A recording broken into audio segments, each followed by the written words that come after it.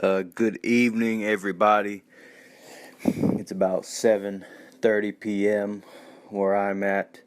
This is your host, Jared Buffington. Welcome to another episode of Play to Win, Heroclix podcast.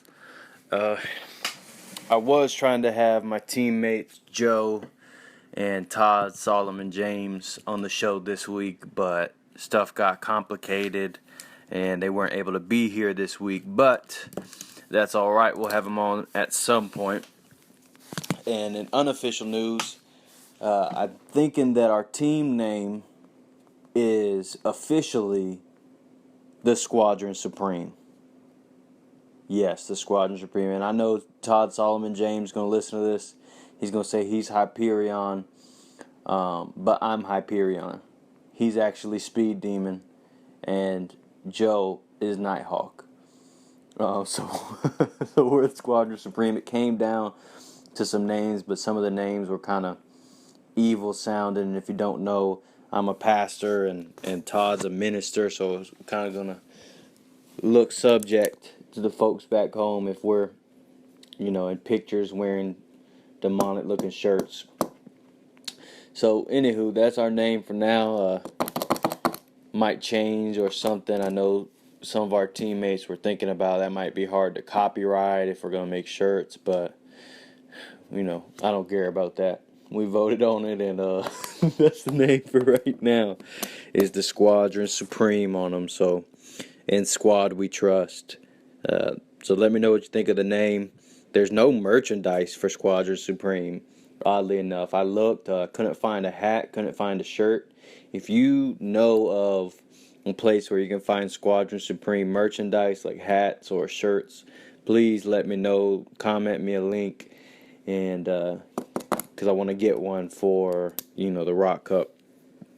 So in first news, I am very excited for TMNT 2. Very, very excited. I don't know if you've seen the previews. There was the Fugitoid preview of it's a taxi for robots. Robot keyword, scientist keyword, can carry people that share a keyword, 12 movement, phase, and teleport. Awesome. Then there was another taxi that's like 55 points, I think, and it has prob. And on click 2, it also has phase and teleport. It can carry 3 characters regardless of keyword. Has the past and future keywords. So that opens it up for a variety of theme teams with Devil Dino. Devil Dino theme team with the taxi for the Pogs. That's awesome. But on click 2, which I'm even more impressed about, she has prob regardless of range or line of fire. So it's like a better version of the Spectre on the lower dial, and then midway through her dial she becomes an attacker with, I think she gets charge and blades. And then they showed another piece, don't remember the name, but it's like a okay. It has robot keyword. It has I think scientist keyword again, and it has perplex, and it doesn't block line of fire for friendly characters. So with this set, with the first one and now with the second one, this robot keyword is getting more and more vicious.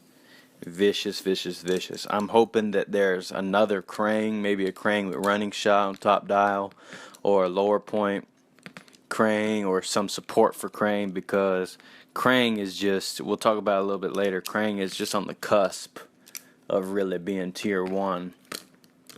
But he's just not right now, so I'm hoping these sets will have something. I'm hoping they previewed a giant slash piece that runs through blocking terrain, and I'm hoping if they have that slash, I'm hoping they have there was a cartoon in like the 90s where the turtles, I don't even know the storyline, but they got like gamma radiation, and they turned into these huge turtle, like they had a second form. And I remember watching that cartoon as a kid, and it was amazing. If they have clicks like that, I'm going to go crazy.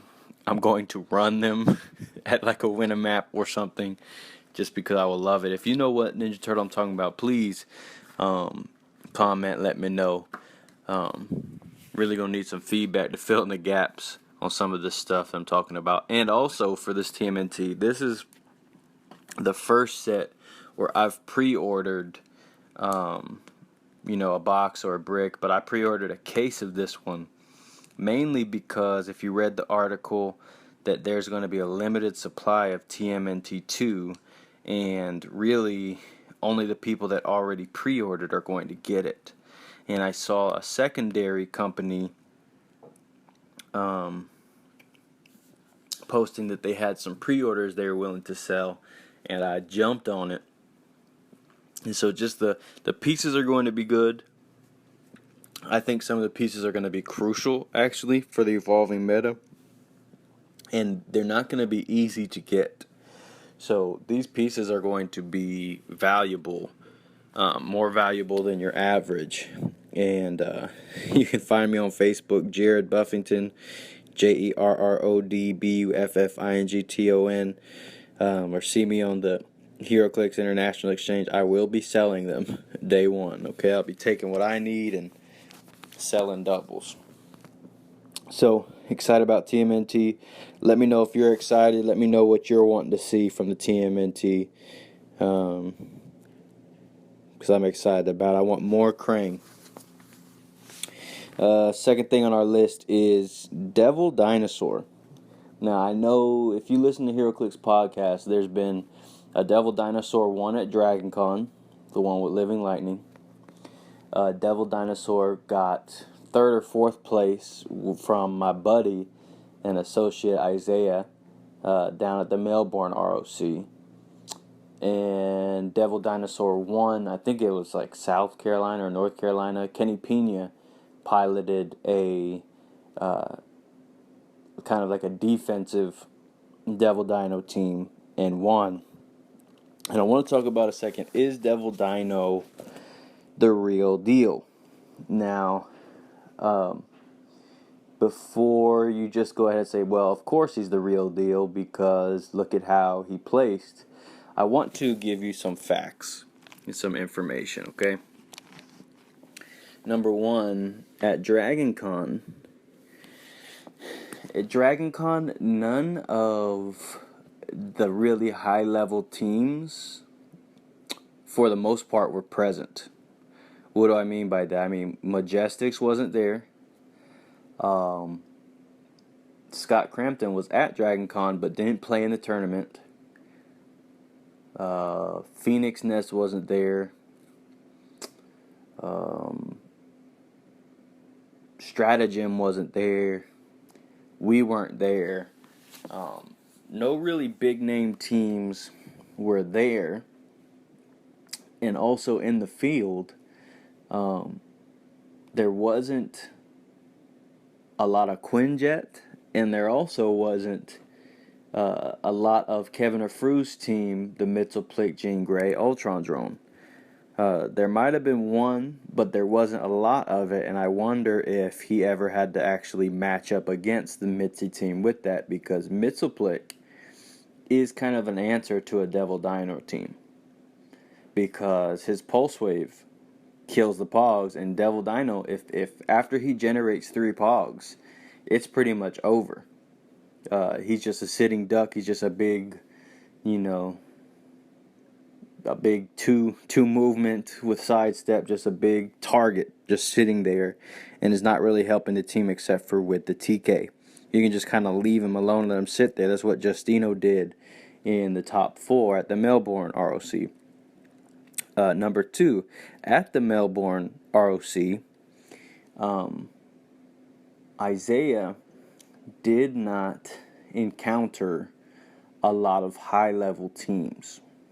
Okay, he played me once, and it really came down to he outplayed me.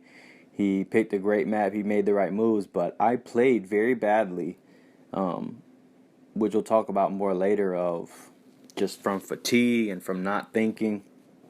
And still, I had several chances to win. He played against another top 8 team and lost before top 8. And, he played. There was a lot of players in the field that were not good teams or that high level of play. He got a lot of great matchups going into top 8. And, as soon as he played a Krang and won, and then he came into the Sinister Syndicate, and Sinister Syndicate really took him up through there. So Sinister Syndicate really killed that team, which, if you don't know his team, he had Mitzelplick, Nighthawk Prime, and Devil Dinosaur, which his team was basically, let's put 3 things that are really good together, and it's going to be hard to kill them. You're not getting the pumps. It's hard to kill Devil Dino, and I'm going to lock you down with Mitzi. And he had an Ultron drone, and I'm going to get a big kill, with a Nick Fury or a Nightwing. So, once it got to the higher level of play against the more caliber teams, it really didn't do that well. Then there's Kenny Pena's team, which, if you watch the tournament, and if you research the tournament a little bit, there wasn't that many players that came. I think it might have been like 20 players, probably less than 20 players came to the event. And if you watch the games, now, the play was not at a high level. And what do I mean? I'm not saying that they were bad players. I'm saying that for whatever reason, and I can tell you firsthand of not playing up to your potential in a big setting because of fatigue or traveling or being nervous or whatever it is. But the play that was displayed there was not very good. Okay? There was no Quinjets. There was only one Mitzelplick team in the top 8. If he made top 8, I just saw that there was one game with the Mitzelplick and Jean Grey combo. And I don't know if Devil Dinosaur really matches up against Kevin Afru's team. I think Kevin Afru's team with the Mitzelplick, Jean Grey, Ultron drones, and the Atoms or whatever variation, Joe's variation with the world's finest.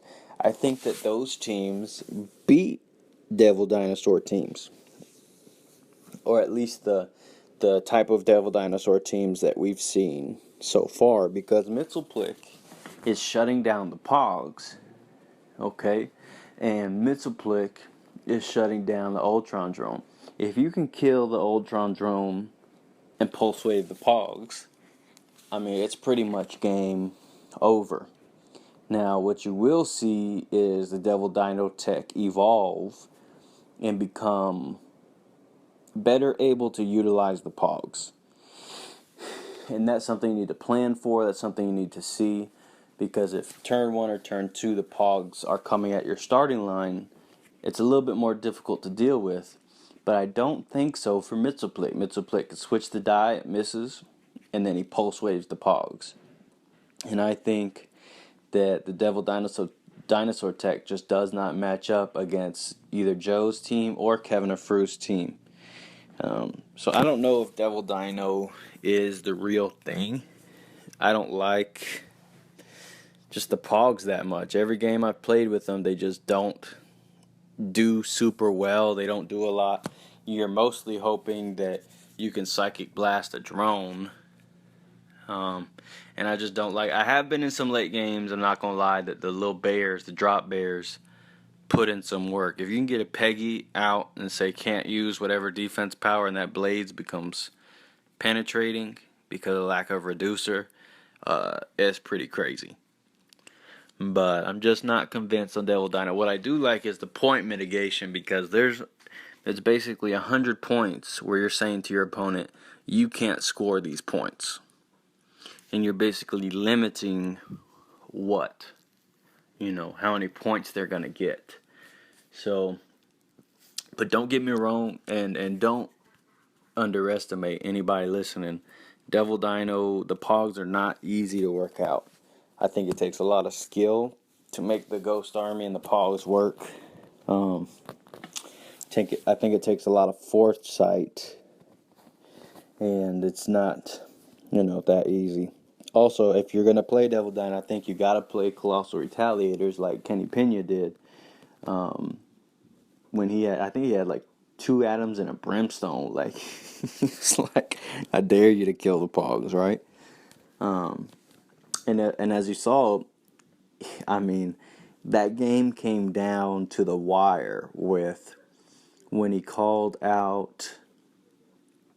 Who'd he call out? He called out somebody with a drone, rolled a 5 or a 6, exactly what he needed for the teleporter to get up to click 25, and just barely got out Lex Luthor, so that now he was able to, get the second shot off on kori'andr. But if he rolls a 3, instead of that 5 or 6, or if it's that he needed a 5 and he rolled a 6 and didn't get on the right click to get power 3, I mean, that changes the game completely. I think he really just did a lot of great play, great sequencing, and, the dice worked for him in taking that win against double kori'andr. So, I'm not convinced about Devil Dino, so tell me what you think. Do you think Devil Dino's the real deal? Do you think it matches up against Kevin Afru's team? Also, Krange. I wanted to dig into this a little bit. Why is Krange tier 2? Now, some of you are getting angry. How is he tier 2? He's been making top 8s, and there's the Dragon Krange, which officially, if you don't know, the Mark Lands, I'm not sure how you pronounce the last name, team of Krange with the Ant-Man, I'm christening it Dragon Krange, because the Pog army makes it so he has a dragon lair, and you have to storm the dragon's lair to get points, but there is a dragon lurking there behind walls, and that dragon's name is Krange. I talked to Mark, and last episode I said that Mark and, what is his name? I forget his name, a local player, who also played, who's friends with Mark. But Mark didn't do his research of Dragon Con and copy the team. Mark was actually at Dragon Con and actually built that team. So shout out to Mark. Great player, great guy. We've been talking back and forth. I think the Krange is just situational. And the real problem I'm having with Krange is it's 2 rock, paper, scissors for me. Because even though the Dragon Krange is better than the normal Krange, it still really doesn't have an answer for the Sinister Syndicate theme team.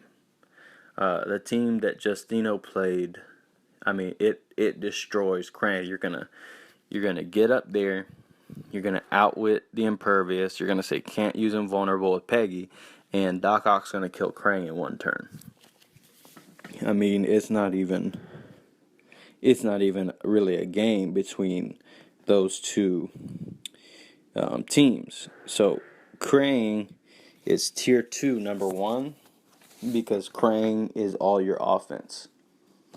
Krange is all your offense. Even the Pogs, if you take 2 turns to make giant ants instead of normal ants, that's too slow. You need more Pogs. And the ants really help with positioning, blocking line of fire, blocking hallways, and you can maybe switch into the Hank Pym, the Ant-Man that gives you exploit, but it's still a 9 attack on usually a 17 or 18. It's not easy to hit, and you can steal a click or 2, but it's very, and sometimes Mark was telling me he's killed colossals with the ants and different stuff like that, which they can put in some work. But you're really dependent on Krange, and he's only 1 player. I think he matches up great against Quinjet if he wins map. If it doesn't win map, it's going to be hard to beat. I think it matches up okay against Kevin's team. It can win because, choose Precision Strike, kill Mitzi, come back. A Colossal retaliates. You got to place him far enough that he's not doing damage to, Justin and and Baxter that like put Baxter and Krang off to the side. He does 2 clicks. Then, the Colossal dies. They can Colossal again, and, now the Ultron drones are kind of inching up trying to get through walls, and you win. I think it matches up great against Kevin's team, but it's just there's just a solid team, especially even if you don't call in Peggy with Chameleon, you call in Nightwing, you outsiders Krang, and now what the heck is Krang gonna do? Now he's just 11 attack, 4 damage. Also, that's with Krang, Dragon Krang being a force, it has also caused the resurgence of Nighthawk Prime. And when Nighthawk Prime's on the field, Krang is nuked. He's just straight nuked. So you still have to play well. You still have to make the right plays to get through the walls if they win maps, because the map of choice is Morlock Tunnels for Krang. You still have to make the right moves. It's still not easy, but Krang's just not dominant. And Krang has not won a tournament, to my knowledge, since the WizKids regional in Florida that James piloted it, where it was beating batteries. Like, that was still before the batteries rotated. I don't remember it winning anything since then. So for me, Krang is tier 2. He's the top of tier 2, and I'm hoping TMNT gets something to push him over the edge. I mean, been trying everything with Krang. Been trying Rock of Eternity. Oh, he did win the ROC California State Championship. So he did win that. That's true. The guy from Majestics won that. Good team. But still, I've tried Rock of Eternity. I've tried, switching out stuff. I've tried Joe Costa. I've tried everything, and I just can't make Krang that definitive, He's still kind of like a sweep team. It's aggro as crap, and you really got to connect that first time you go out, or do the yo-yo patiently. But now with the retaliators, that can get costly, especially with Devil Dino teams playing 2 or 3 Colossals. Because think of this, you run out with Krang, you kill Mitzelplick or a Colossal, or you kill the Ultron drone and move back. The Atom comes and hits for 2. Okay. Now he's going to kill the Atom. Now, second Atom's going to come. He didn't do +2 this time. And because he doesn't want to go 2 more clicks down. So remember, he was on click 3. Baxter healed him to click 2. Then he's on click 4. Okay, then you're going to come. He killed it. So he's on click 4. 2, 3, 4. Then he went back to click 3. Then you're going to come and hit him for 2. Now he's on click 5. Right? And now he's going to go back to click 4 from Justin. Baxter Stockman's dead. So now he's on click 4. No, he's on click 5. Then Brimstone comes. Brimstone hits. Say he rolls a 3 and does 1. So you're on click 6. Poison for click 7. Now you're on click 7 with no way to heal back up except for calling in Trinity Wars Batman. If you played Trinity Wars Batman, or if you somehow managed to get Justin Seyfried onto his support click. So this is getting kind of, crazy at that point, and Krang's basically dead, much less if on the attack roll he rolls a 4 or a 5 or a 6. If he rolls a 4, Krang's now on click 8. If he rolls a 5 or 6, Krang's dead from the penetrating poison. It's crazy. So Krang is just not matching up yet. He really needs something different. I want him, I want him to win. It's kind of identifying with your captors. If you listen to one of my earlier podcasts when James played Krang at the Florida State Championship, and he just traumatized me from Krang. I'm kind of identifying with that abuse and, wanting to, you know, wreak havoc on others with Krang.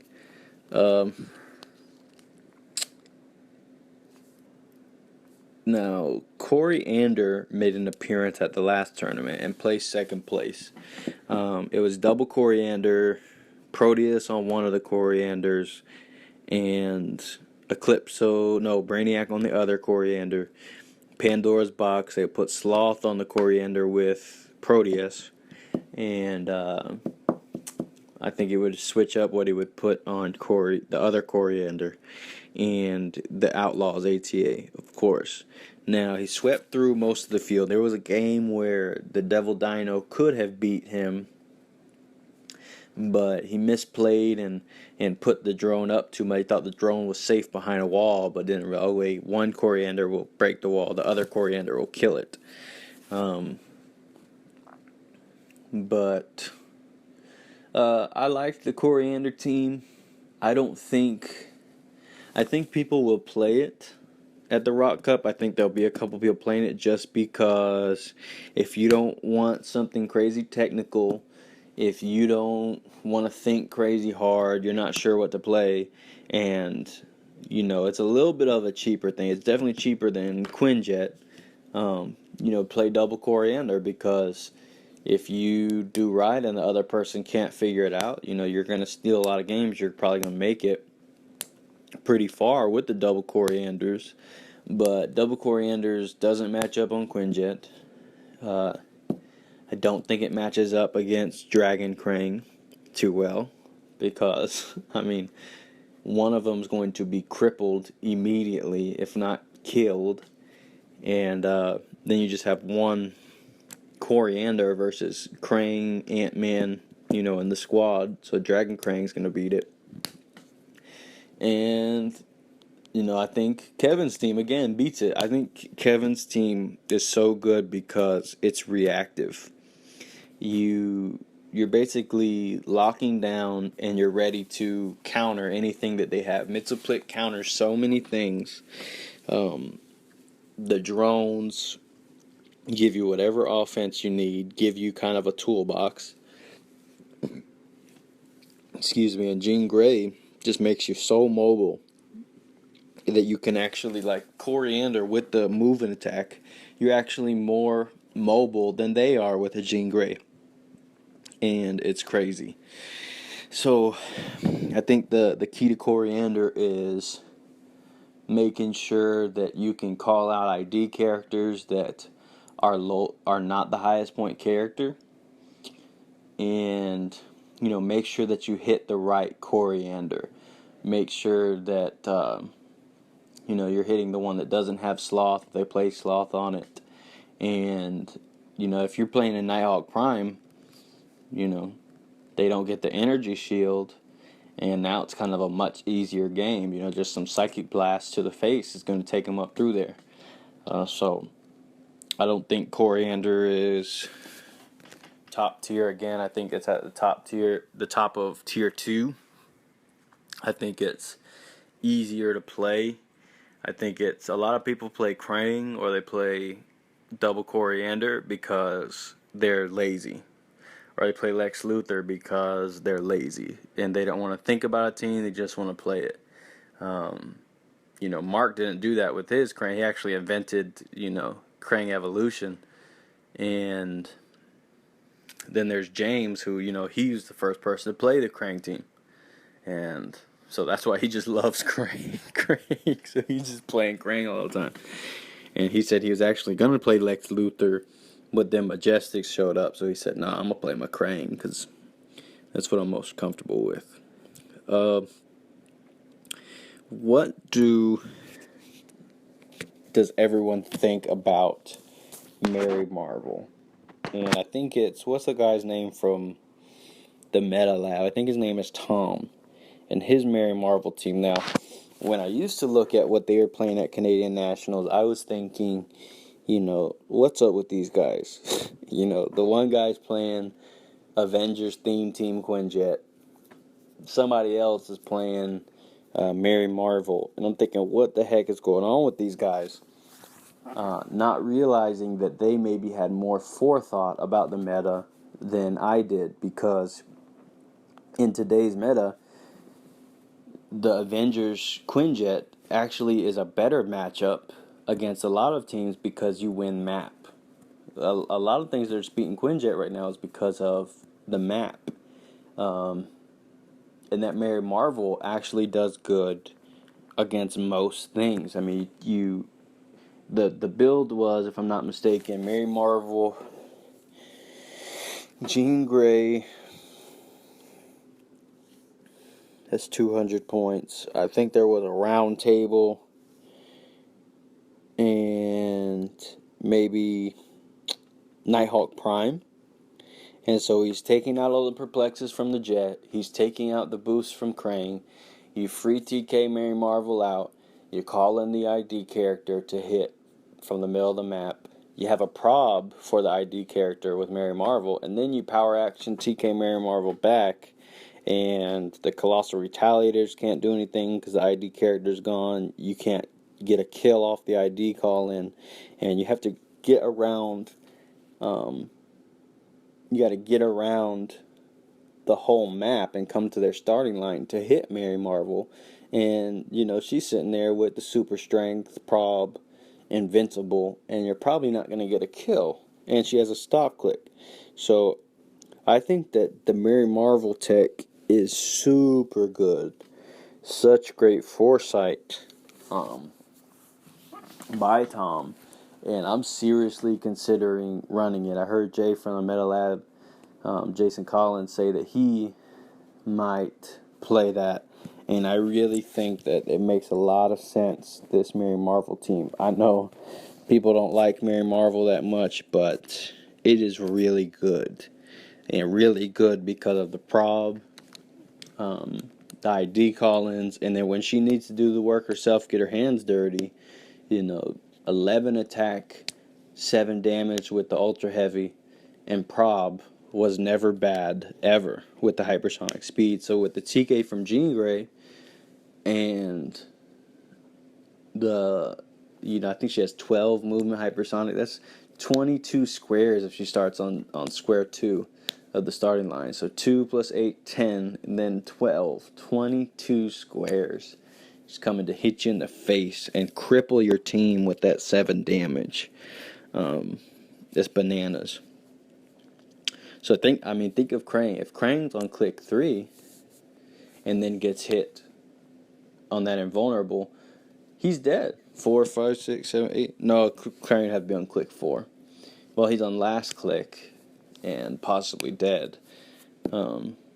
Crazy. She can get out there, kill a drone. If an ID call-in character has already killed Mitsuplik, namely Big Boy Green Arrow. I heard somebody call the little one Diet Green Arrow, but Big Boy Green Arrow, a.k.a. Peter Pan, is the boogeyman for Mitsuplik. If you can call out Trinity Wars, Green Arrow with that 12 attack, precision strike, shoot through walls or do penetrating, hit Mitsuplik and kill him. Or just hit him with 3 clicks and put him on click 5, because he's already on click 2. Get him on click 5 so he can't pulse wave. He's just switching dice now. And then with Mary Marvel, go ahead, run up, kill an Ultron drone, and now they're looking like who done it. They're really looking like who the heck done it, because the team's crippled. The team is crippled. Of course, they have 2 Ultron drones. Maybe you want to be more patient and you have to play the game at hand, but you see what I'm saying with this Mary Marvel tech. I think it's super good. Moving on, Ghost Army tech. I want to say Dark Logos from the Starting Over podcast. He said this a couple months ago. He said, the Ghost Army tech is coming. And it's powerful, and you're going to see the meta shift. This was before Spider-Man came out. This was before Namor came out. This was before people were using the Nightwing ID card. He was talking about Ghost Army Tech, and man, he is right. I mean, the Ant-Mans and Devil Dino producing these ghost armies. We haven't seen someone attempt to use Namor yet, but somebody will. And just wanted to shout out look it up on YouTube, Starting Over Podcast. It's really my go-to podcast, just because of how in-depth it is. Of course I'd rather listen to the more accomplished players at Majestics, but if they're not going as deep or as intricate, because even if maybe the thoughts that are put out are not as high quality because it's not from someone who's been as successful, it still gets the creative juices flowing to another level if he's thinking and talking deeper. So I really like that podcast. Not saying that he's not as good as anybody else. He just doesn't have the belts yet. And I'm thinking of basically thinking between Mary Marvel, playing a Mary Marvel, playing some Devil Dino Tech, or playing a version of the Mitzelplick Jean Grey, because really, when it comes down to the meta, you gotta think, can I beat Mitzelplick Jean Grey? Can I beat Sinister Syndicate? If you can beat both of those, and of course you have to plan for Krang, but Krang is either, you have Nighthawk Prime, or you are Sinister Syndicate, something like that. But if you can't beat Mitzelplick, Jean Grey, and Sinister Syndicate, then you're not winning first place at this tournament. You have to be able to beat those teams. I'll probably do some testing with Living Lightning, the Devil Dino Living Lightning, just because when you have Psychic Blast, Energy Explosion, and then put Eclipso for Precision Strike, that just sounds so nasty, just so freak nasty. That must be tested. If there's anywhere that can work, that is just crazy. So that's what I'm thinking of playing. Comment, let me know what you're thinking of playing. I'll give you some feedback. Let me know what you think of what I'm playing. Let's chop it up. Why not? If you watch the Metafix, they said secrecy's been redacted. And I think really everybody's like, I don't know what to play, because it feels like you got to copy somebody. And I'm resting on the fact that Joe is on my team, and Joe actually never knows what he's going to play until we arrive at the tournament. So he'll have 3 or 4 options, and I'll just pick one that I like. That's the glory of being on a team with Joe, team captain. Shout out, Joe. So let's do another segment of Joe's School of Heroclix. The show is shorter this week because I thought I was going to be interviewing people, but we might as well do it. 2 things for Joe's School of Heroclix. Number 1, I wanted to go over this because this is for some debate. When you're building a team, there are 4 or 5 actual styles of team when you're building. And as you're building, you'll find your flavor, you'll find what you really like, and, you'll start to build around that and get pieces that, facilitate that. And the different types of teams are, there is a swarm team. And let's go over this definition of a swarm team. A swarm team has 4 attackers or more. So write that down if you're taking notes. A swarm team has 4 attackers or more. And it can be like swarmy-ish if you have, more characters or lots of little characters. Sometimes people associate that with swarm of, this guy's got 5 pieces on the board, but only 2 attackers. Well, that's not really swarm. It's just he's having more support instead of, a resource or something like that. Because a swarm team there's at least 4 attackers, maybe more, especially in bigger games, and they're outmaneuvering you because of all the pieces, and they're doing 2 attacks every turn, and you're only getting 2 attacks then a clear if you only have 1 piece, or with 2 pieces, you're having half the firepower as them. It's a swarm team. Number 2 is sweep, a sweeping team. Now, sweep, another word for sweep is aggro, aggressive. And a sweep team is basically, you have your team to where I'm going to come in your face turn 1 or turn 2 and basically win the game on turn 1, 2, or 3 and wipe you out and cripple you very early. Teams like that can be different versions of Mary Marvel. With that 7 damage, you can completely cripple a team. Krange, standard Krange build, is a sweep team if you want to. Especially with Rock of Eternity. What else is like that? There's been teams like that in the past, and it's a sweep team. It's just super aggro. You're trying to kill some stuff quickly and win the game quickly, and you don't want the game to escalate long because you don't have a plan B, you don't have a lot of support, you just have major offense. Team number 3 is control, which a control team is basically a team that is built around not allowing other teams in the meta to use their core mechanism. So what does that mean?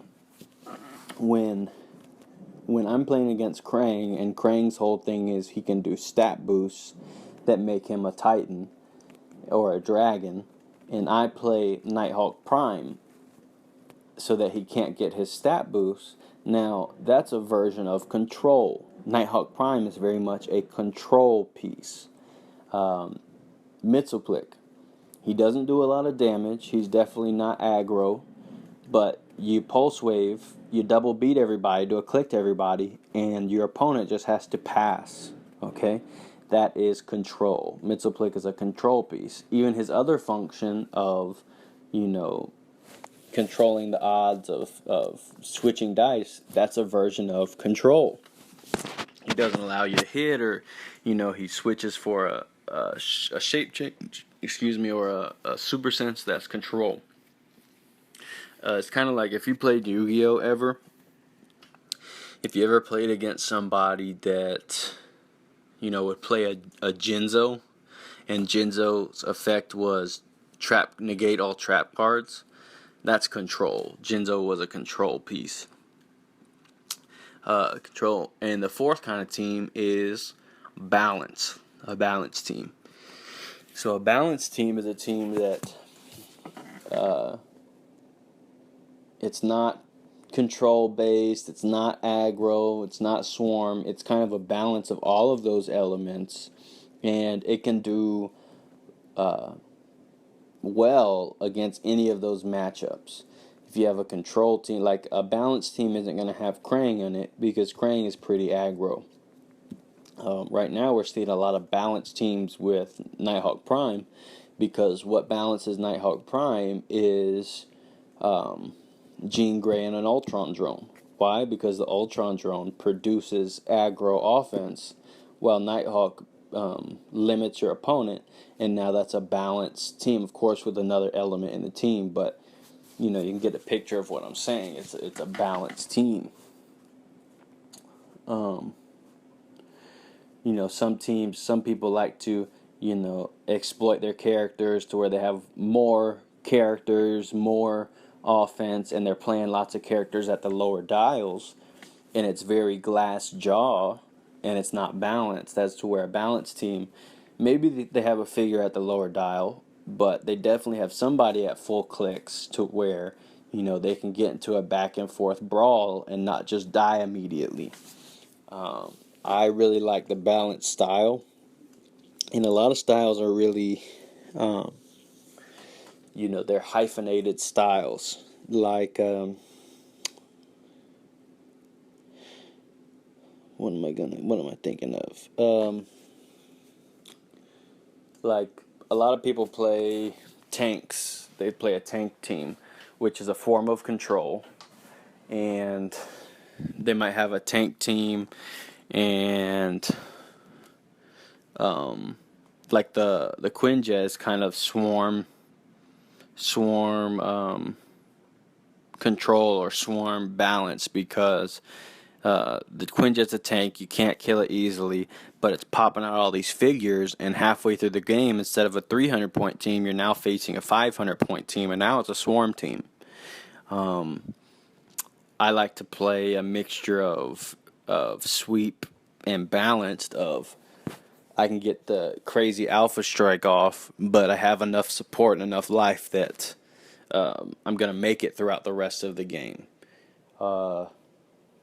Somebody, like I have a friend that I play with now, and his style, he likes to have big tank pieces to where it's really hard for you to get points, and it's really hard for you to hit, and even when you do hit, you're not getting kills, and he just kind of whittles away at you. He doesn't really care about crazy a lot of offense. He just cares about keeping you from scoring points. So you develop your style when you have these three forms, and you find your niche, and you build a team that's kind of an extension of you and your style. Which I know this might sound outside the box, but if you want to be really good at Heroclix, go read The Art of War by Sun Tzu. That's one of the reasons I actually love Heroclix, is because it really is more lifestyle warfare because of things like positioning, teamwork, patience, sequencing, and dice rolls, which shows that all life is a game of chance. Anyways, so I really love. You should go read The Art of War by Sun Tzu. Go read 33 Strategies of War from Robert Greene. Go watch some documentaries on Alexander the Great, on Napoleon. Go check some stuff out. Learn, because at the end of the day, this game is a warfare game. And if you get that mindset, it really can translate onto the board well. And that's one of the reasons why been able to translate success into this game. Because if you realize, Todd and I have only been playing since December. Okay, and I have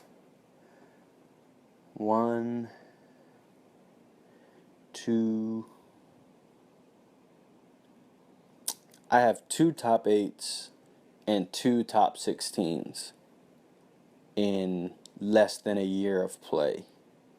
Okay, and I'm about to play at the Rock Cup, and for year 1, I mean, that's a huge growth and development in the field. And why is that? Because I've studied warfare, studied war principles, studied psychology, and all of that translates into the game. Todd loves to say he loves board games, card games, because you learn about yourself, you learn about your weaknesses that way. And I mean, it's true. And when you see sometimes casuals or even competitive players, when they have character flaws, they're jerks, they don't do well with losing, you can see, oh, this isn't just a problem with the game. This is actually a weakness in your character development. This is actually, shows, you're weak in your psychology. Your mental strength is bad. Your decision making is bad. You don't take responsibility for your action. You learn a lot through this game. So don't just, play Heroclix to escape life. Actually bring life into Heroclix. Let Heroclix be a miniature version of life.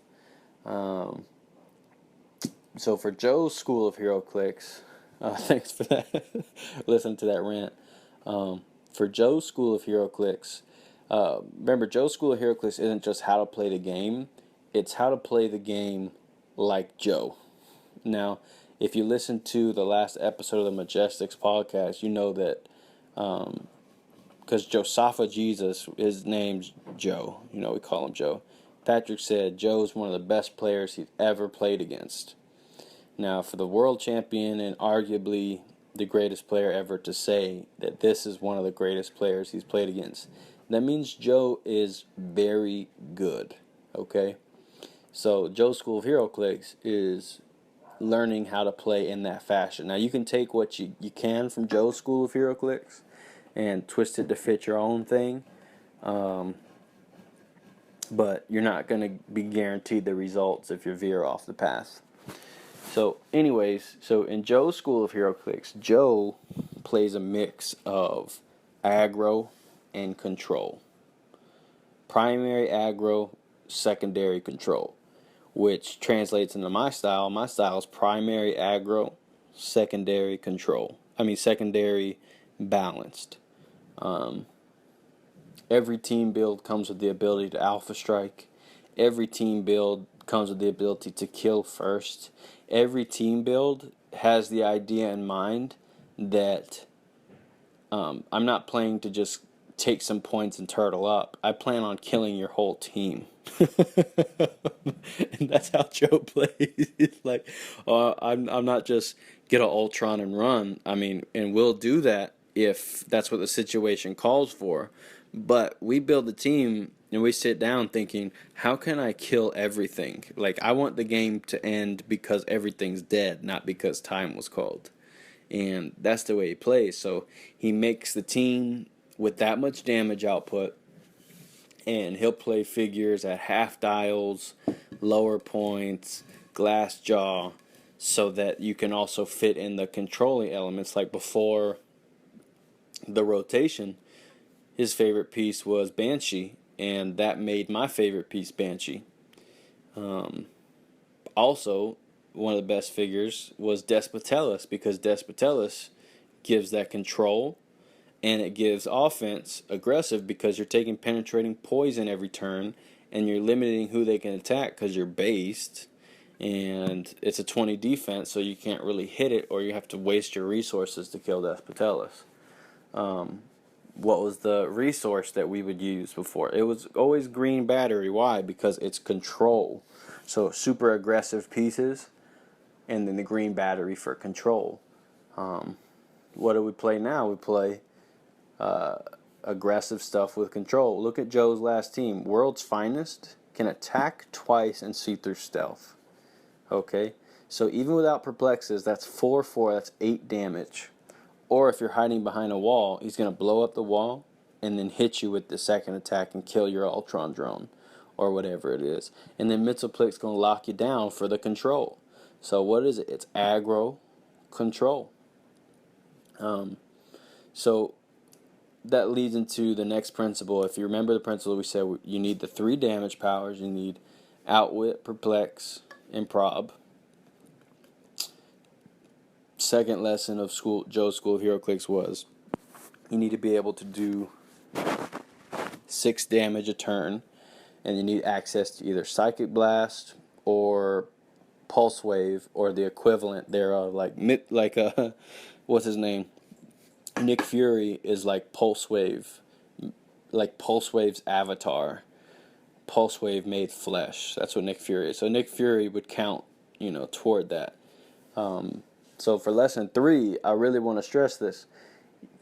You never spend 100 points or more on a figure if it cannot see through stealth.